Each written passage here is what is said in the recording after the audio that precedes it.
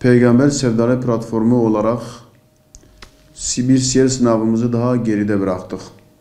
Siyer sınavımızda dereceye giren kardeşlerimizin isimlerini açıkladık.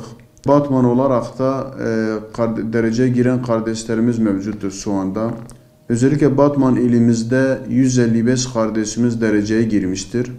Bu kardeşlerimizi tebrik ediyoruz. Bu kardeşlerimizin almış oldukları ödüller şu şekildedir.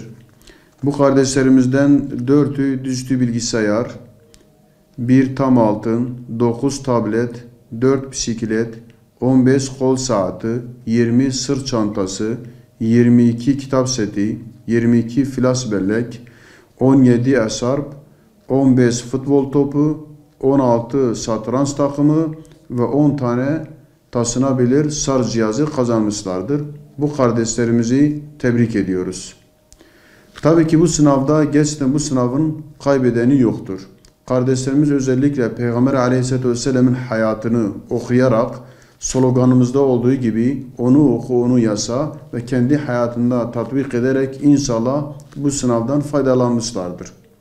Kardeşlerimizin manevi olarak elde ettikleri faydanın maddi olarak ettiği faydadan çok daha fazla olduğuna inanıyoruz.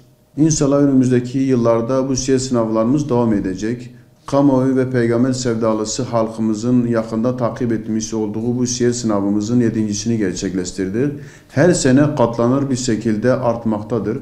Özellikle son yıllarda fazlasıyla öğrenci kardeşlerimiz buna rağbet etmektedirler. Bu sınava katılmaktadırlar. Özellikle bu sınav süreci içerisinde kardeşlerimizin çoğusu bize gerek maillerle, telefonlarla ulaşarak bazı önerilerde, tavsiyelerde bulundular. Özellikle bu önerilerin başında ömre ödülünün fazla olmasını istiyordular. Her kategoride ömre ödülünün olmasını istiyordular. Platform olarak da inşallah önümüzdeki sene bu kardeşlerimizin önerilerini, tavsiyelerini dikkate alarak tüm kategorilerde ömrü ödülün olması için elimizden gelen tüm çabaları göstereceğiz. Her sene ne kadar katlanıyorsa sayı, katılım fazlalaşıyorsa elhamdülillah bizler ödüllerimizi katlaya fazlalaştırıyoruz. Geçen yıl 1000 ödül verirken bu yıl 1128 ödül verdik.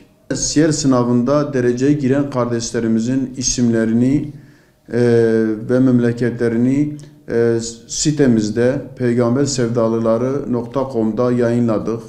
Gerekli basın yayın kuruluşlarına da isimlerini verdik. İnşallah kardeşlerimiz oradan takip edebilirler.